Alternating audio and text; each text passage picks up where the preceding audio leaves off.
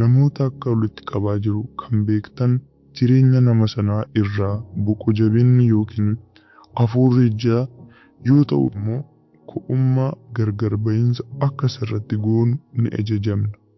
Kanaafuu namni sun jireenya inni miidiyaa fi hawaasan ala qabu barteewwan hamaa ta'aniin kan guutame ta'a. Yeroo baay'ee eenyummaa lama akka isaan qabaatan godhama. Jireenyi namni beeku jira, akkasumas jireenya dhuunfaa isaatis jira. Jireenya dhuunfaa isaatii irratti buka jabeeyyii fi warra gaddaan guutaman ta'u. Jireenya isa alaatiin immoo jaallatamtoota warra namoonni baay'een isaan hordofu. Kanaaf yeroo baay'ee namoonni beekamoon dargaggoota ta'an, aartistoonni, aaktaroonni eenyummaa lama akka qaban dubbatu. Kan biraa kan of danda'e addunyaa seexanaatiin kan maqaan mogga'eef eenyummaa biraa ni qabaatu. Egaa kun nama of danda'edha yookiin eenyummaa seexanni isaan keessa kaa'edha. Gara seenaa kootti yommuun deebi'u jidduu kana ture haati koo akkam bilisa ba'uuf gara xonqaa'ota gurguddoo jedhaman kan nageessite. Ani garuu xonqaa'ota isheen bira nageessite humna isaanii fudhadheen isaan balleessaa ture. Egaa yeroon waggaa 12 guutu ture haati koo seenaa ijoollummaa kootii natti himaa gara nama Beembaa jedhamu kan dhaqaa turre. Nan yaadadhaa haati koo yeroo seenaa ijoollummaa kootii natti himtu bifa na kadhattu wayitiin turte. Maaloo amma gargaarsa barbaanna.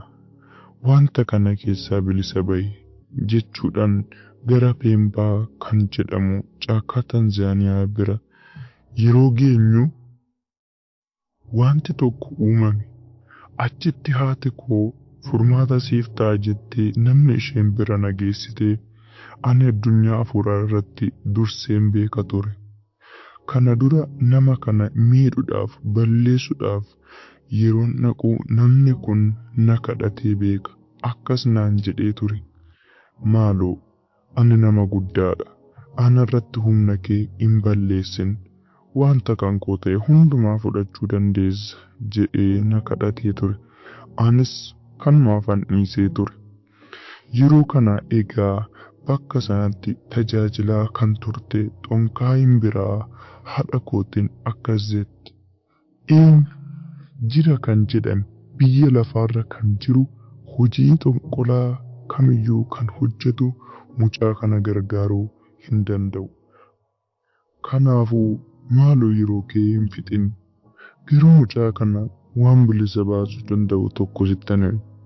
Mucaan kun akka bilisa bahu yoo barbaadde mucaa kana bilisa baasee kan danda'amne tokko qofti jira. Isas arguu yoo barbaadde mucaa kana gara waldaa kiristaanatti geessi jettee. Garuu haati koo wanta kanaan baay'ee walii hin galle. Garuu sulxaanni jaarsa ture sun akkas jedhe. Mucaa kana eenyuyyuu gargaaruu akka hin dandeenye sittan agarsiisa jedheen. Muka akka qubboo wayii hojjetee ana immoo achirra na kaa'ee gubbaa irraan marga narra kaa'ee osoo haati koo argitu marga sanatti ibidda qabsiise. Haati koo yoo jalqabde waynee mucaan koo gubatee jette. Sulxaanni sun garuu gab jedhi ilaali jedheen. Boodarra manni sun gubatee, mukti gubatee, margis gubatee erga dhumee booda ani bakka sana hin turre. Wantichi bitaa isaanitti ta'e. Yeroo kana haati koo eessa deeme jetti. Yeroo isheen gaafattu sulxaanichi akkas jedhee amma mucichi mana isaatti deebi'eera. Ati as teetta. Inni mana jireenya isaa jira jedhee. Yaada markaba osoo hin fayyadamin, tiraanspoortii kamuu osoo hin fayyadamin ibidda sana keessaa kanan battala tokkotti achi bade. Wanta kana ergan baree ani baroota dabarseen ture. Ganaa yeroo ijoollummaa kootitti kanin bakka tokko bakka biraatti dhabamuu bare. Kanaafuu sun anaaf haaraa hin turre. Sultaanni sun garuu mucaan kun akka fayyuu barbaadde gara waldaa kiristaanaa geessi jedheen. Yeroo haati koo deebitee gara manaa dhuftu mana keessatti miidhaan tokkollee osoo anarra hin ga'in, gubaan ibiddaa tokkollee osoo ana hin argin taa'een ture. Sana booda haati koo gara beetaan yookiin waldaa kiristaanaa nan beeka jetteetti kan na geessite. Namoonni isheen bira na geessite surumaa kan hojii xonqolaa irraa, humna dukkanaa irraa humna fudhachuu barbaadan turan. Akkasumas yeroon ani dhaladhee guyyaa tokko sirna cidhaa sana raawwadhe warra sirnicha raawwachiisan keessaa gara namicha turetti na geessite. Kan isheen beektu sana qofa waan tureef. Garuu namni kun erga na fuudhee booda mana barnootaa akka na galchu haadha kootiif waadaa seenee akka mana barnootaa hafuuraa na barsiisutti harkaa na fuudhe. Garuu namni kun na barsiisuudhaaf osoo hin taane humna hafuuraa na keessa ture beekuuf ture. Kanan yaadadhu qeessota biraa waamuudhaan walitti qabamanii na gaafatu ture. Mee akkamitti waan akkanaa gootaa? Akkamitti akkana gochuu dandeessaa jedhanii hawwii guddaadhaan narraa dhaga'uu barbaadu ture. Ana kanatti fakkaate waa'ee wangeelaa na barsiisanii na guddisanii deebi'anii ani akkan achi keessa tajaajilaa ta'u ture. Garuu isaan kana hin barbaadan, kanaaf hin turre.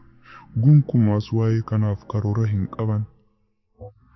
Kanaa mannaa humna na keessa jiru beekuu fi qorachuu fi sana booda immoo humnicha itti fayyadamuuf ture kan isaan itti na fayyadaman.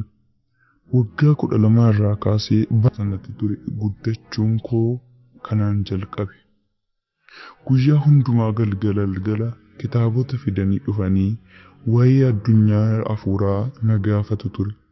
Akkamitti akka hojjetu, maaltu akka godhamu yeroo hundumaa ni qoratu.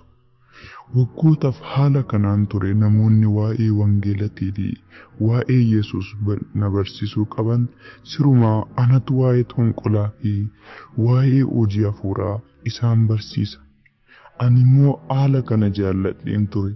Sababni isaa akka nama guddaa, nama beekamaa, nama barbaadamaa akkan ta'e wayii natti dhaga'ameeti.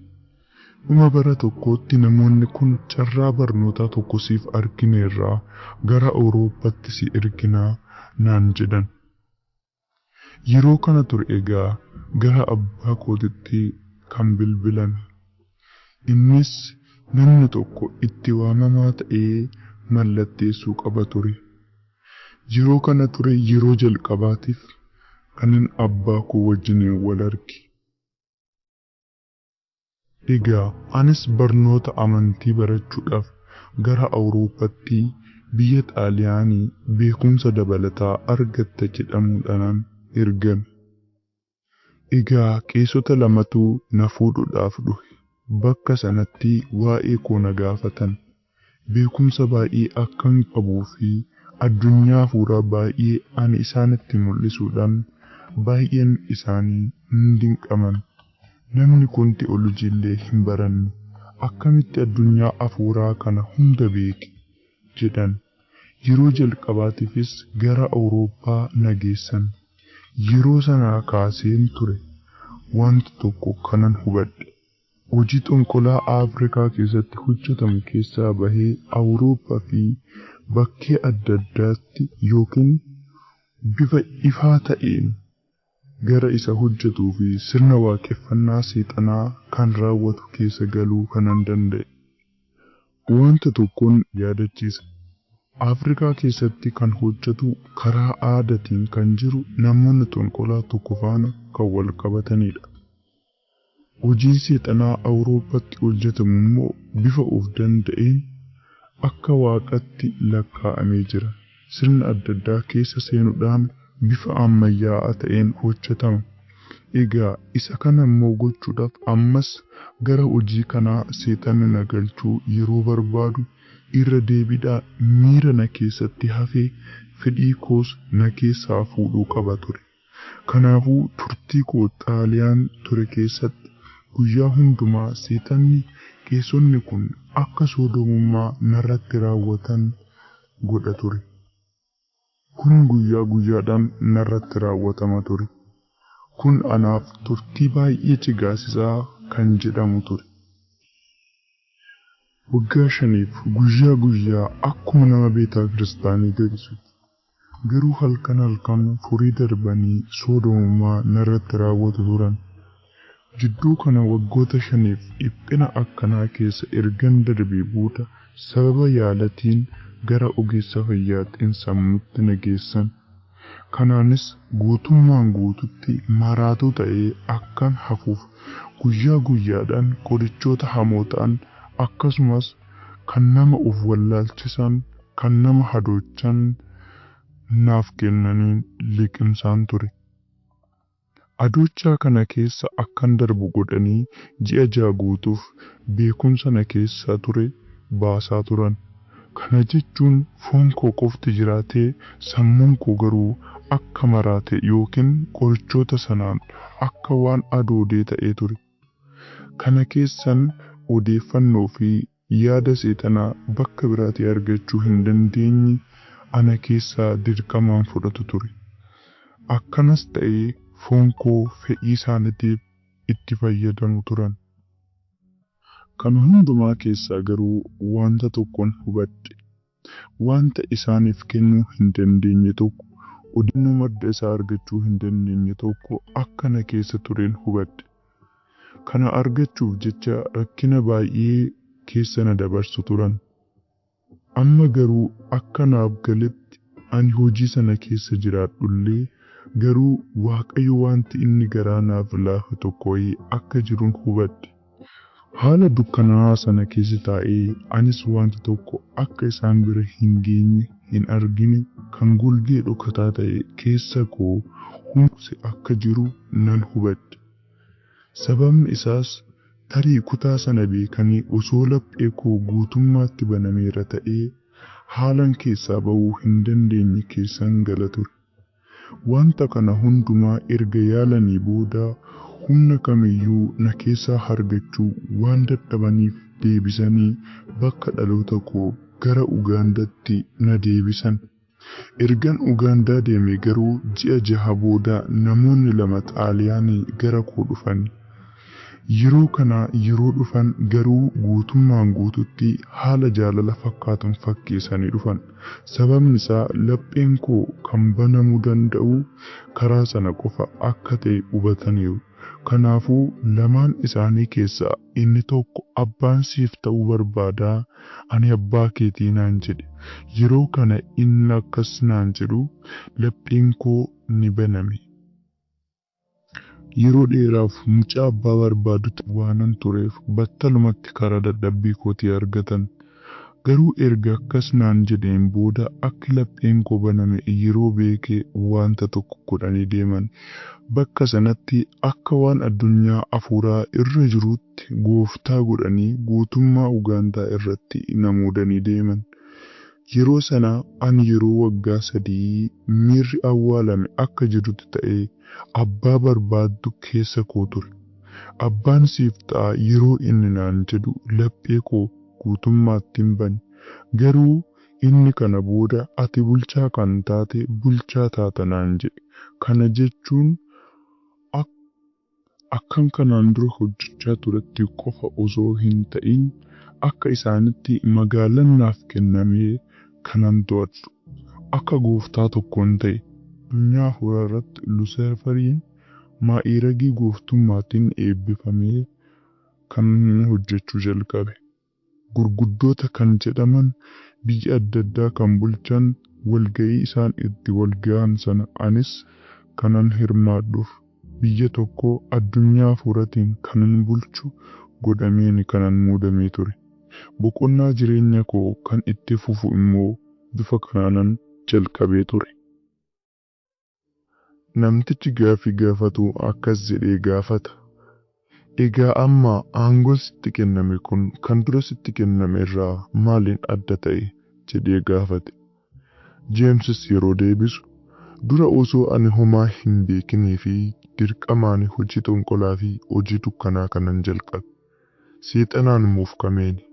Amma garuu akkuman dura sitti hime namoonni lamaan kan abbaa keeti jedhan wajjin waanan wal bareef laphee kootti battalumatti waanan baneef wanti ta'e akkana fedhii kootiin tole jedhee kanan itti makame maa'iragii mootummaa dukkanaa olaanaa fi bal'aa ta'e maa'iragiin ani amma fudhadhe tarii aardii tokko keessatti fakkeenyaaf Afrikaa keessa kana akka kootii 5 qofti jiraachuu danda'u. Sunis biyyoota adda adda qoqqoodannee baha, dhiyaa, kaaba, kibba, giddugaleessa jennee qoqqoodannee 5 keenya hojii dukkanaa kamiyyuu kan Afrikaa keessatti argamu qindeessina turre. Aangoon kun isa duraa irraa kan ittiin adda ta'u akkana. Duratti mana wayii keessa deenyee hojii xonqolaa hojjechuudhaan osoo hin ta'in dhaabbilee gurguddoo keessa yuunivarsiitii keessatti akkasumas gaggeessitoota yookiin aangawoota adda addaa faana walga'ii taa'uudhaan haala qindaa'aa ta'een hojjenna. Kunis naannoo keenya keessa kan jiran biyya tokko naannoo tokko kan bakka bu'uun akkaataa hojii isaatii irratti gaggeessitoota akka ta'an nu godha jechuudha. Gabaabumatti yaadni kun yeroo guduunfamu ani akka duraatti wanta seexanni na ajajuun godha osoo hin ta'in seexanaaf karoora adda addaa baasuudhaan dhimmoota gurguddoo fiduudhaan warra hojii hojjetan keessaa tokko ta'eera jechuudha.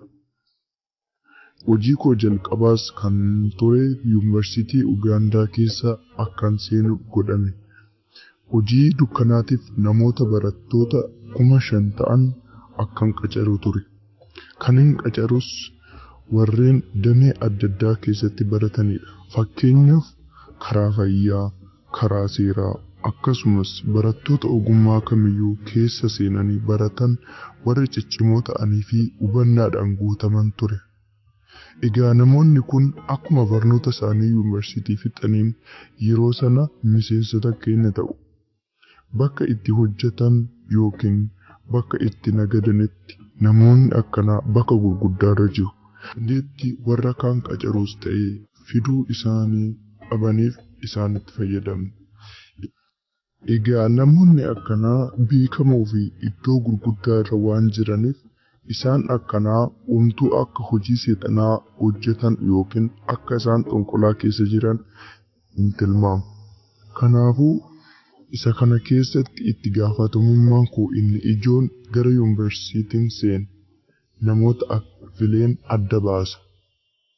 Ganaa jalqabbii irraa kaasnee isaan qacarra. Wanta isaan barbaachisu inni guunnaaf isaan barsiisa.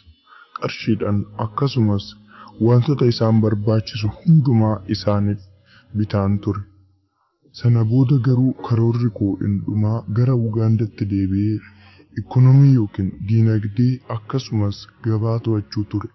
Itti gaafatamummaan koo inni biraan ammoo warra nuuf diina ta'uu danda'an warra saba Waaqayyoo sodaachuu barsiisan tajaajiltoota dhugaa foonee adda baasudha.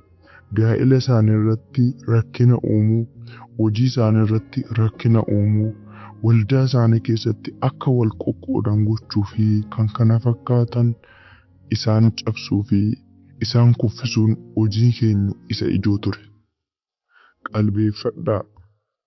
Isaan kana keessaa garuu miidhaa keenyaaf akka saaxilaman kan goonu warra baay'ee kadhatan yookiin immoo namoota kadhannaati. Warra baay'ee lallabanii miti jechuudha. Namoota kadhannaa wanta hundumaarra isaan irratti xiyyeeffanna. Miidhaa keenyas isaan irraan geenya. Akkuma kanas tajaajiltoota warra kaan bittinsuudha.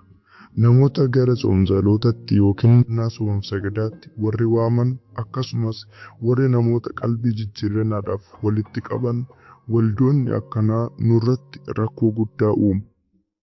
Dargaggootuma yuunivarsiitii keessatti itti fayyadamnu sana karaa kanaan immoo waldoota fi namoota gara kadhannaa sanaa akka isaan dhaqanii diiganiif leenjii isaaniif kennina.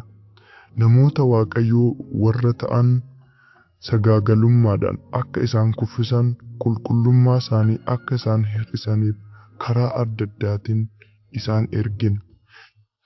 Jalqaba irratti hojiin keenya ibidda sadduu aarsaa yookiin waldaa keessa jiru dhaamsudha. Sababni isaas ibidda waldaa keessaa yoo dhaamsine salphumatti namoota achi keessa jiraatan yookiin achi keessa tajaajilan salphumatti to'achuu ni dandeenya. Egaa dargaggoota yuunivarsiitii kanaa karaan ittiin kiyyoo keessa galchinu keessaa inni tokko paartii adda addaa kan daansii, kan sirbaa, kan dhugaatii fi kan kana fakkaatan qopheessuudhaan. Baay'een isaanii wal affeeranii achi akka dhufan goona. Erga achi dhufanii wantoota isaan barbaadan isaaniif kennina. Qorichoota adda addaa kan sammuu namaa adoochan akkasumas dhugaatii isaaniif kenna. Sanaan waan akka hiriyooman akka nutti maxxanan gochuun sana booda immoo wanta sanaan akka miidhaman gochuun hojii keenya isa ijoodha. Akka keenyatti akka biyya keenya Afrikaatti wanta akkanaa gochuun baay'ee salphaadha.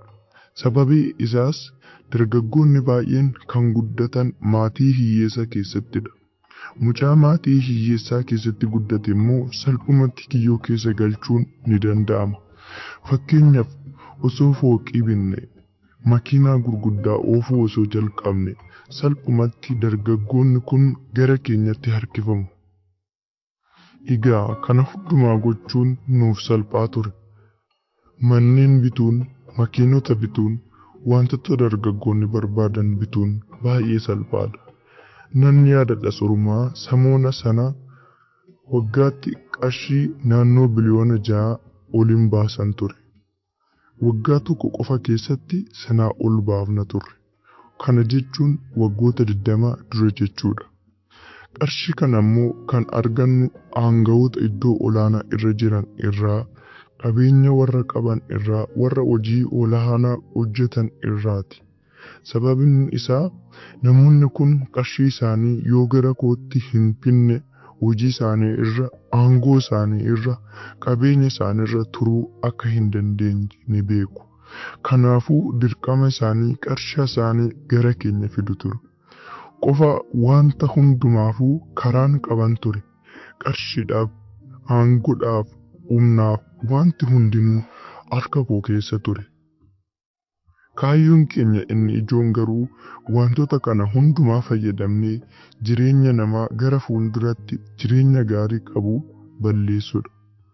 Nama hubataa yoo ta'e, nama sammuun isaa baname yoo ta'e, kan humna qabu yoo ta'e, warra akkanaa irratti xiyyeeffanna.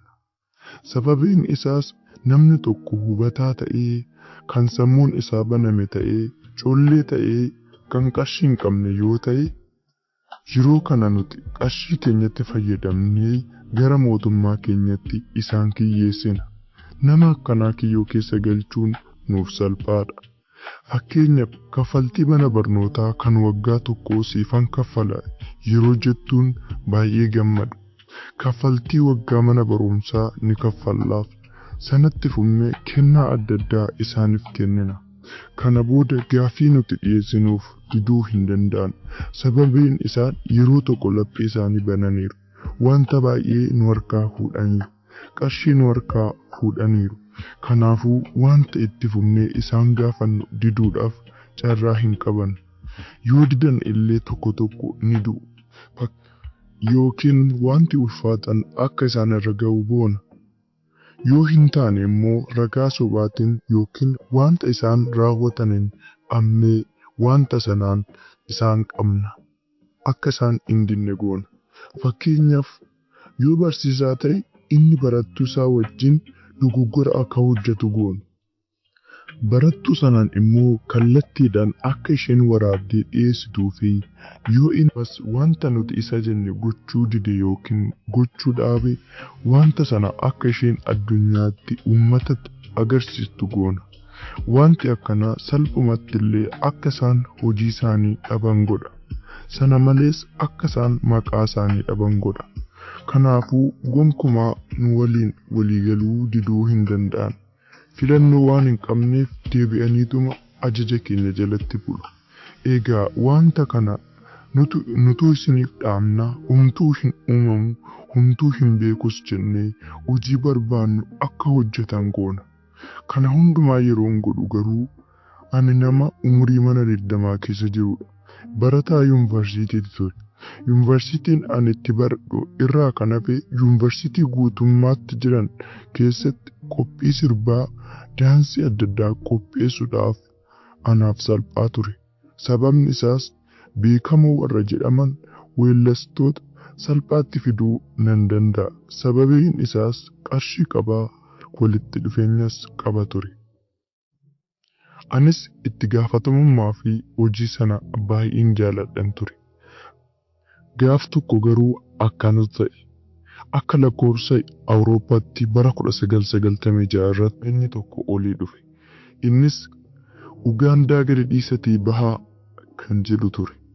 Kun immoo sababiin inni nutti ta'eef ergamaan wangeelaa Joon Maangaandii kan jedhamu tokko garee kadhattoota isaa wajjin ta'uudhaan gara Ugaandaa waan seenaniif ture. Namoonni kun Ugaandaa irratti kadhannaa cimaa waggaa tokkoof gochuuf ture. Sababa kanaan humni keenya guutummaatti diigamaa, humni keenya dadhabaas, hojiin kamiyyuus, aarsaan kamiyyuu, sochiin dukkanaa kamiyyuu akka hin godhamne hin dhoowwamne. Namoonni kun kadhannaa saba faana kadhatanii fi labsii kadhannaa isaan kakaasan irraa kan ka'e Ugaandaa keessatti mootummaan dukkanaa baay'ee dadhabe akkasumas rukutamuu jalqabe. Egaa nama adda durummaadhaan kadhannaa akkana godhu loluu yookiin miidhuun nuuf salphaa hin turre. Sababni isaas isa irraa kan ka'e osoo hin ta'in namoonni naannoo isaa turan laphee isaanirraa akka dallaa fi gimbiitti akka nama sansalataan yookiin funcaadhaan walitti hidhametti isaaf kadhachaa turan. Kana